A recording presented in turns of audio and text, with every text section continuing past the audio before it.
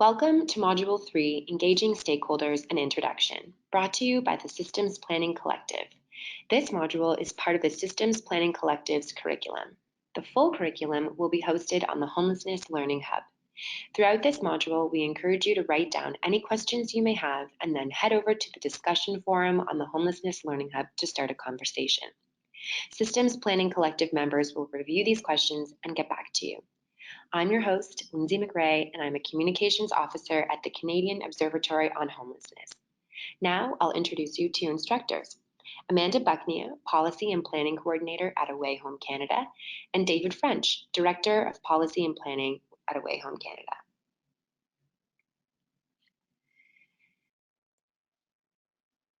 Thanks, Lindsay, and thanks for the introductions, and thank you to the viewers for taking the time to watch this webinar. We hope you'll find it valuable and informative for your local practice in systems planning. And if the content in this webinar sparks any ideas or stories or comments or questions, like Lindsay said, we'd love to hear from you and love to discuss more about what's happening in your own community. So please either contact us or start a discussion on the Learning Hub. So, to give you an idea of what we're covering in today's topic of engaging stakeholders, the learning objectives for today are starting with figuring out who your stakeholders are in the context of systems planning. And then we will explore how to map out those stakeholders that are currently in your network and identify where the gaps might be and start to build out your network further. And then we're going to look at the challenges of stakeholder engagement and some of the ways that we can generally think about how to mitigate some of those challenges. And finally, we're going to look ahead to what other content we're going to be offering and building on with this module and exploring some of the possible ideas and tools and resources that we're going to be providing through the Systems Planning Collective. So to give you a sense, if you aren't familiar with who the Systems Planning Collective is, the Systems Planning Collective is, or the SPC, is a joint effort between Away Home Canada, the Canadian Observatory on Homelessness, and Turner Strategies, who've all come together to leverage our collective expertise and experience working with communities on homelessness and housing planning, policy, and practice. And you can see here a list of the members from each of these organizations that make up the Systems Planning Collective. Our goal is to support communities and governments to prevent and end all forms of homelessness. And this is in response to growing demand from communities to leverage all of the systems that contribute either directly or indirectly to homelessness and its solutions. And wanting to be able to be more engaged or to engage more of those folks in a very intentional way to increase the way that we can collectively progress toward ending homelessness and to do that with better outcomes and impact. So what we're here to do is to provide tools and resources such as these modules and build the capacity in communities through training and technical assistance. The modules are just one way that we hope to support systems planning leaders to ground themselves in the foundational concepts and content of systems planning, as well as to learn new skills and implement tools to take your planning work further faster. And so we're doing this through a number of ways of providing those resources and capacity building, as well as doing training and technical assistance on specific tools and building partnerships and helping communities to build partnerships within their own context. So how are we doing this work? Well, we're coordinating our efforts to have a broader and deeper impact than any of our individual organizations could on our own. We want to take a comprehensive and strengths-based approach to building on what's working well in your community and identifying the opportunities for change and growth with supports that are tailored to your needs rather than taking a one-size-fits-all approach.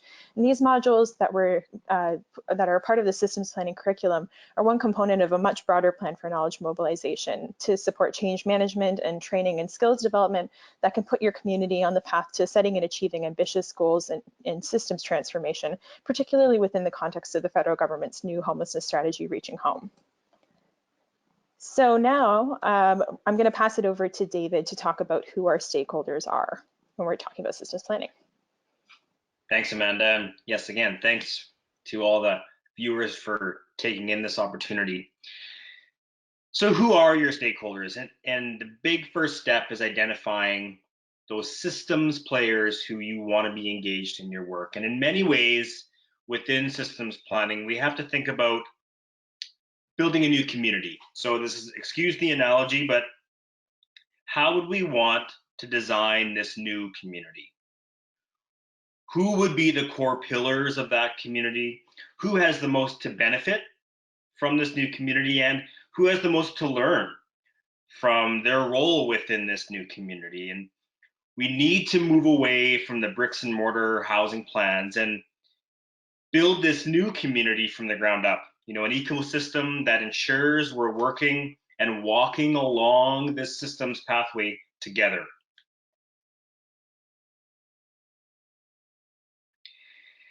Thinking about engagement from a broad but intentional perspective. And one of the most common pitfalls of work to prevent and end homelessness is that the people we engage in the community planning and leadership work are often a very narrowly defined group.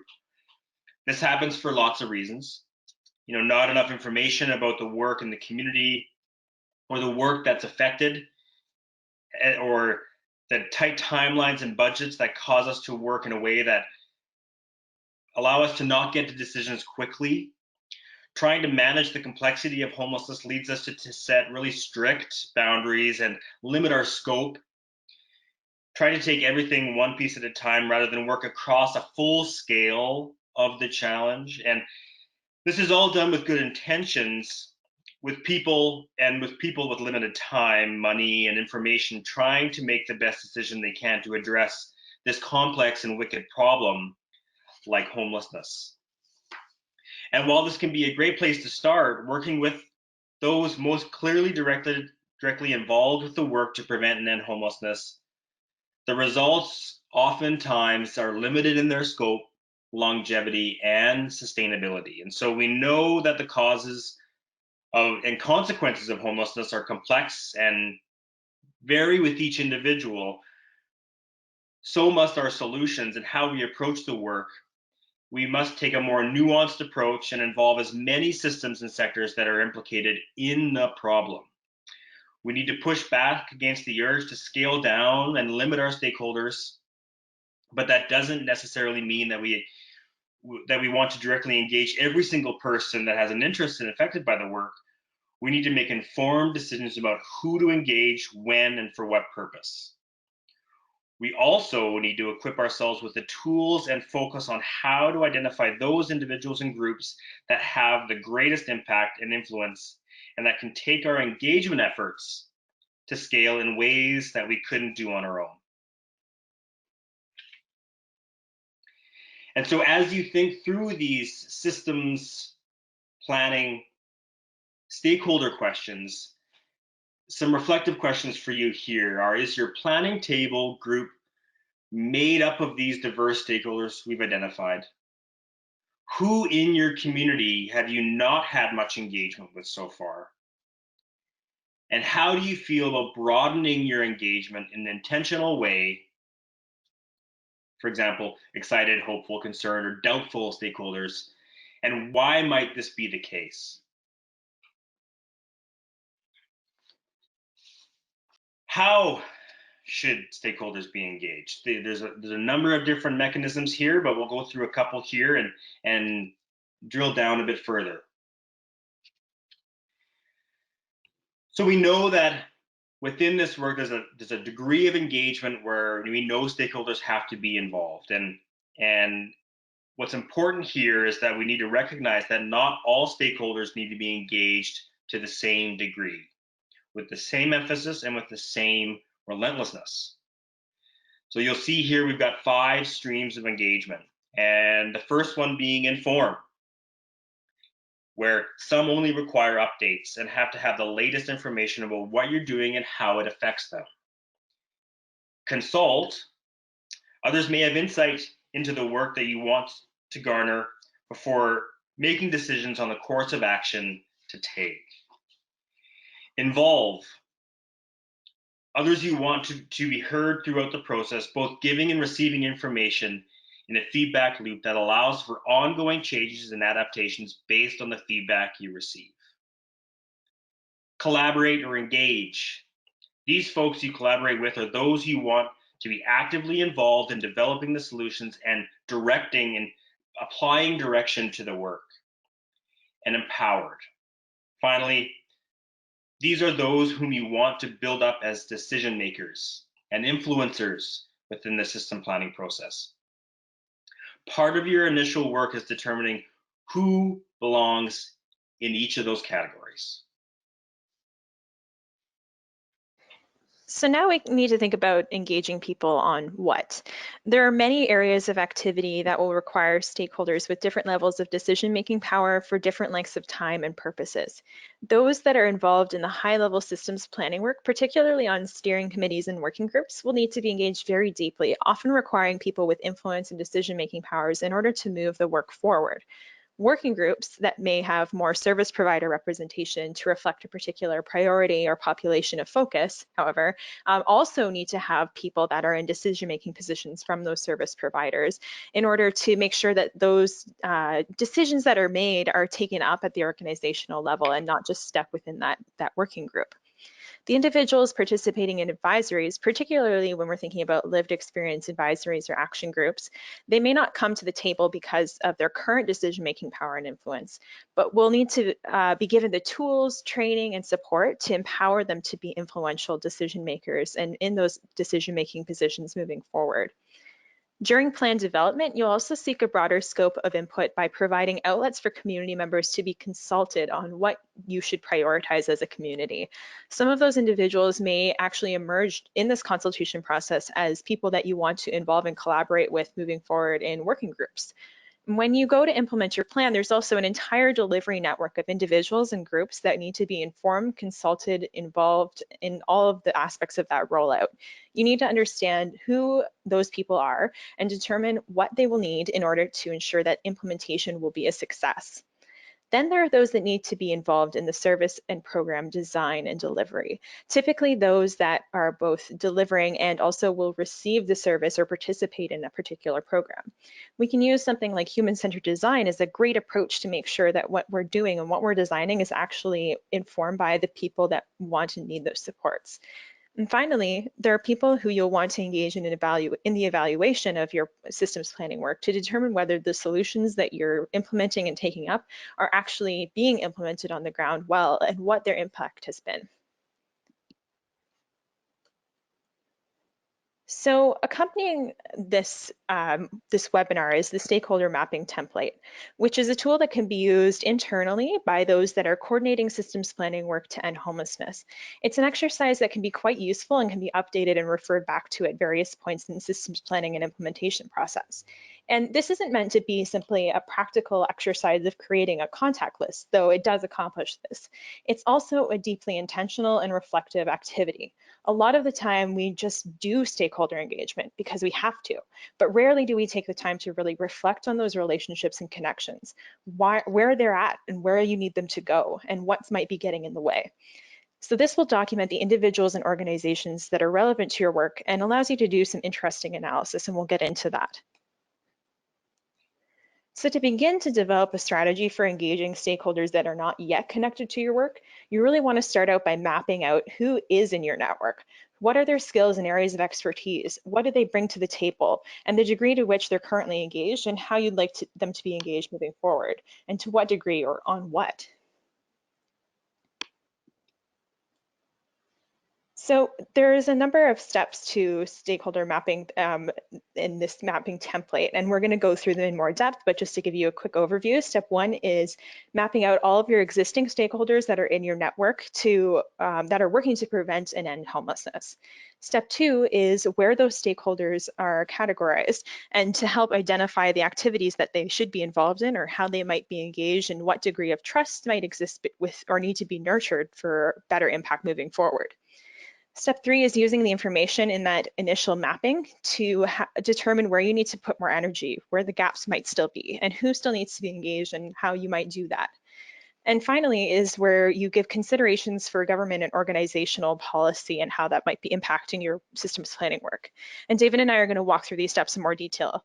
And please, as you're using this stakeholder mapping template, we'd love to hear your feedback about how you've been able to put it into practice and what you found helpful and what you've used. So the first step in stakeholder mapping is taking note of who is within your network and to document that in order to get a clear picture of the landscape of housing and homelessness work in your community as it currently stands.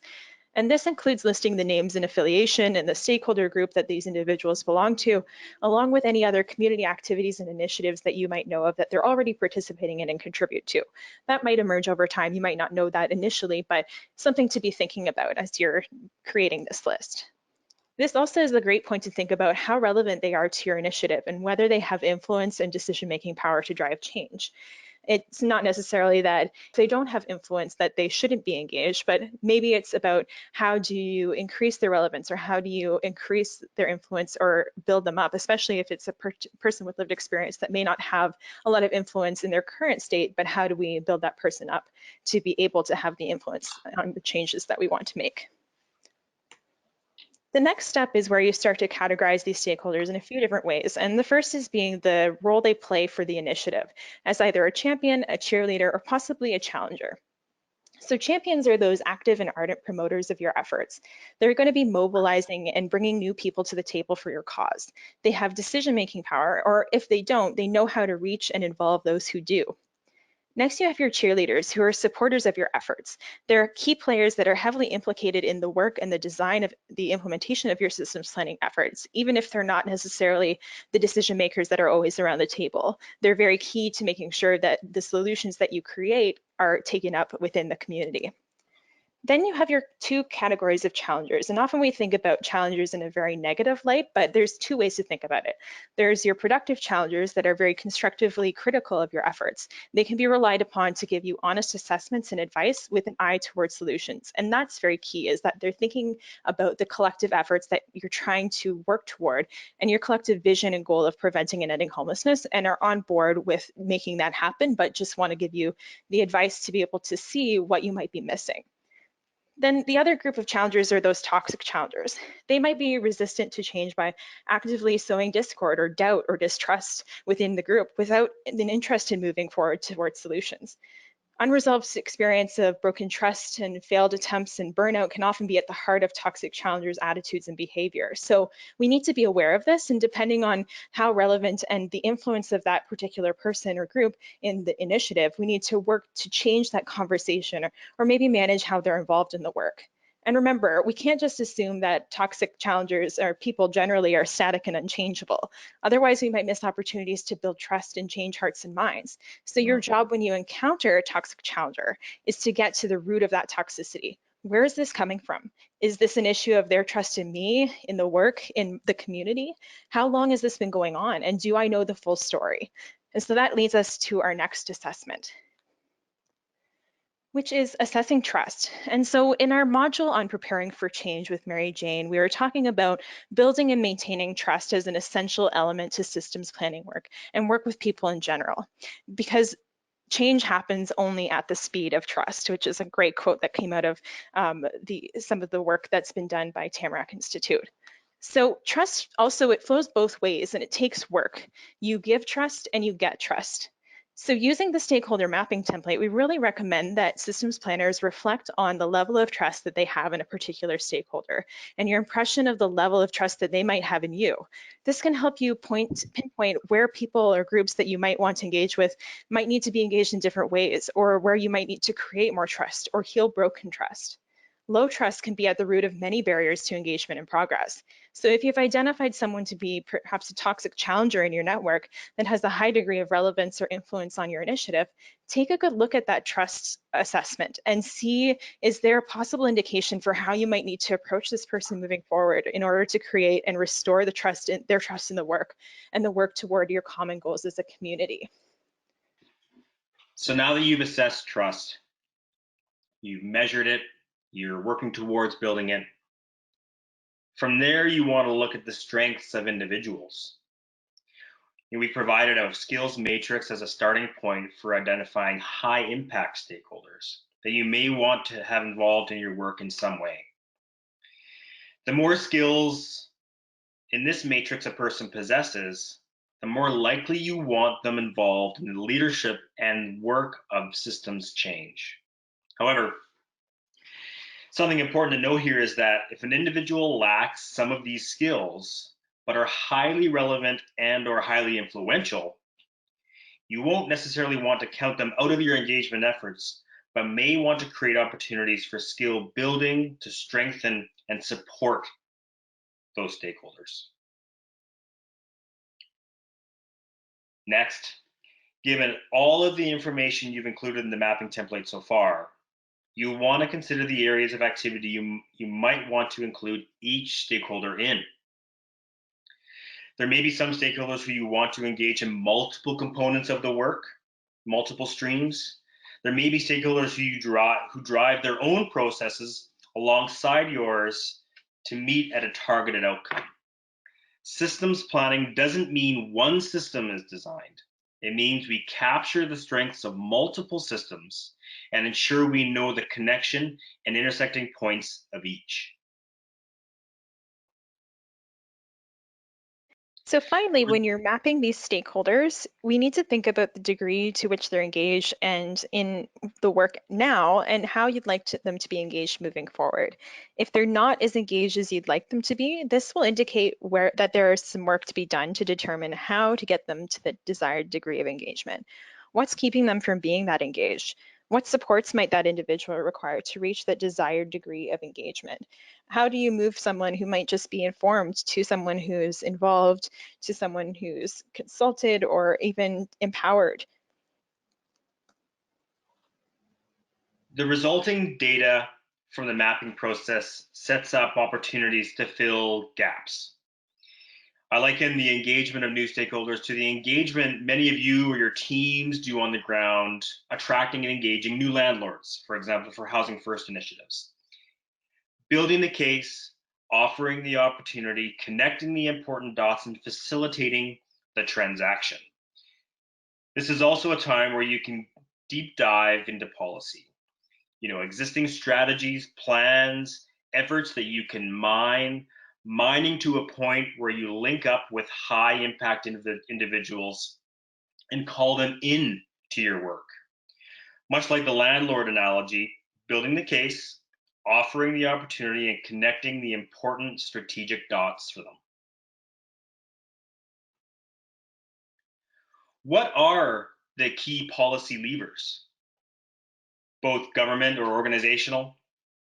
You can tie your system planning efforts to. Who from these policy efforts should you engage? Have other strategies and plans been crafted that have direct intersections with the key systems individuals experiencing homelessness may access? How can stakeholders from these systems play a role in the engagement process? How can these pieces of work not only support their work, but support yours? And what is the current political climate around the issue of housing and homelessness? How might that affect how you engage in policy with policy and political actors?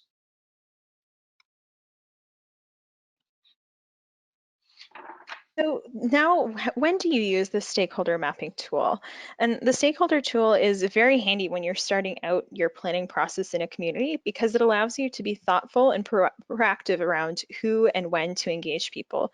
But it's also by no means too late to fill it out, even if you're further along in the process of your systems planning. Once it's been comprehensively filled out, which will take time, it's a matter of keeping it updated when new people come on board or positions and titles change. And like I said, it's a reflective exercise. It's not just a practical list. So another use of the tool you might want to consider beyond just creating the list at the beginning and using it to chart out who you want to engage is to perhaps use it as a troubleshooting tool where if you're hitting a wall or facing challenges with a particular group of people or an individual, taking the time to fill out the details for those people if you haven't already, and take a look at things like their influence on the group or whether there might be some toxic challengers and why that might be. Where is the trust at? Or whether there might be some skills that are lacking within the group that need to be built up. This can help you to take the time to reflect on what's underlying the challenges that you're up against when it comes to relationships and managing those connections in your network, and then to come up with a plan for how to move forward. So reflecting on this, and to wrap up this section here, here are some reflective questions on stakeholder engagement to begin to think about either individually or to discuss with your teams and community. The first question is, how often do you take the time to reflect on the nature and health of the connections you have with the people and groups in your network? How might trust be positively or negatively impacted or impacting your community's work to prevent and end homelessness? What are some of the policy levers, either opportunities or challenges, that you see impacting or connecting to local work that prevent and end homelessness in your community, either at the municipal level, provincially, territorially, or federally? So now we're going to talk a bit about some of the challenges that come up when we're talking about stakeholder engagement. And I'm sure that folks that have been involved in working with people generally know that there are challenges of engaging others. When it comes to innovation and systems change, though we deeply believe that what we hope to achieve is important and worth pursuing, not everybody's going to be on board with it from the beginning. And there's a number of reasons that it takes time for good ideas to go mainstream. And when it comes to working with people from different sectors and systems, there's an added layer of complexity. We not only need to share a passion for the systems change that we want to see in a way that makes sense to us, but also that speaks to these many different people from different backgrounds and with different priorities. Moving into the actual how-to of stakeholder engagement is much more fraught with contextual factors that can complicate systems planning work. And working with people across systems is inherently complex, and that's not necessarily a bad thing, but it poses some challenges to overcome. Challenges that arise in stakeholder engagement in systems planning might be because of a person not having the same level of knowledge on the issue in order to understand the issue context and how it relates to them personally, to their organization, to their sector, or to their system. People may also have different perspectives on what solutions to homelessness might be, or they may not even believe that there's a solution that's possible. So you need to work on building that, that belief in the movement and what you're trying to do. You might be engaging with someone that has little trust or rapport with you, your organization, or your system, and you need to have a focus on building that trust. Different stakeholders are also motivated by different things. What drives a nonprofit worker might be very different from what drives a local housing developer or a bureaucrat or a politician. And finally, what you might see as a positive change could actually be something that's threatening to others. When we talk about preventing homelessness, we have to confront the real fears that people may have about their jobs changing or no longer being necessary within this new system that prevents homelessness. We need to be empathetic to these feelings of threat and find ways to continue to build buy-in and help people to see their role in a world where homelessness is prevented and ended. This is where the work really builds up and where we need to be thinking about how these engagement challenges can be overcome. We know that sustaining engagement can be extremely challenging. We've all seen leadership across sectors come and go. So what are the best strategies to keep folks engaged? Keeping big system players at the table, keeping them from pushing the responsibility of the work down.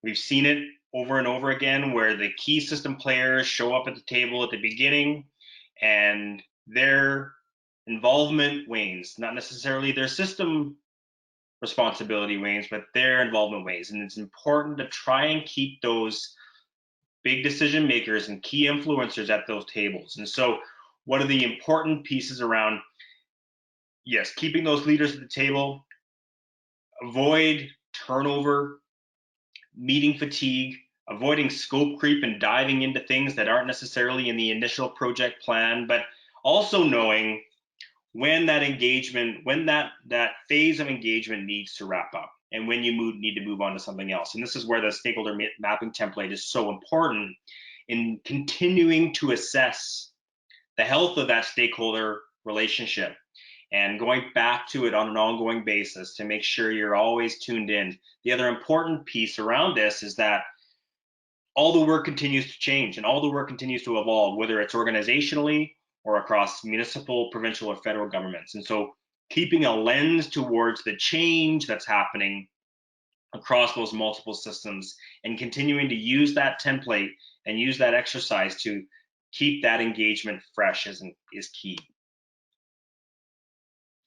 At the core of stakeholder engagement is trust, and we've brought this up a number of times, and it's also something that we've referred to many times in the Preparing for Change module. But gaining and maintaining trust, it really does take time, and it's time well spent because it can make you go further with more sustainable results than if you were to move forward without building trust.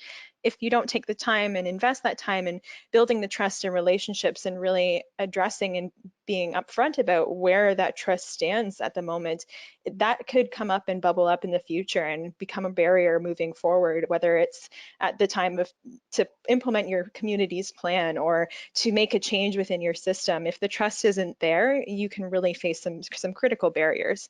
So taking that time to build trust really takes intentionality, and we'll get more into how to intentionally build trust in future modules, but there are some great resources that come out of Tamarack Institute on turf, trust, and co-creation that can help to identify ways to make the processes of change work fulfill both the dual purpose of building trust as well as doing the practical day-to-day work of creating something like a plan or to building a coalition as a community. So for our final round of reflective questions, take some time to think about the challenges you've encountered in stakeholder engagement, either as an individual or in your community. Do any of these challenges sound familiar, or is there anything else that we're missing? So some of these things might be knowing who to engage, getting the right people to the table, setting clear roles and responsibilities, sustaining engagement, mobilizing people that are outside of the planning table, and getting participants beyond the barriers and toward action. You know, all this work is based around communication. And this is where communication sort of hits highway speed. This is where engagement becomes the most meaningful and the most strategic. This is where we have to be adaptive and creative with multiple stakeholder groups and dig into the areas of focus you've identified in the earlier phases to ensure they can be held accountable. Influencing this participation might require really challenging, uncomfortable conversations, which you need to be really prepared for. We've always done it that way conversation will come up. And so do your homework, focus on the larger picture. That will allow you to get through those challenging points. And loop back. This may feel like over communication, but I can tell you it's totally worth it. Mary Jane spoke to trust in her module, and this picks up on that. Building on those trusts, articulating what we heard, sharing those voices that you've heard throughout the stakeholder engagement process back to those stakeholders is key to moving the needle on this work quickly.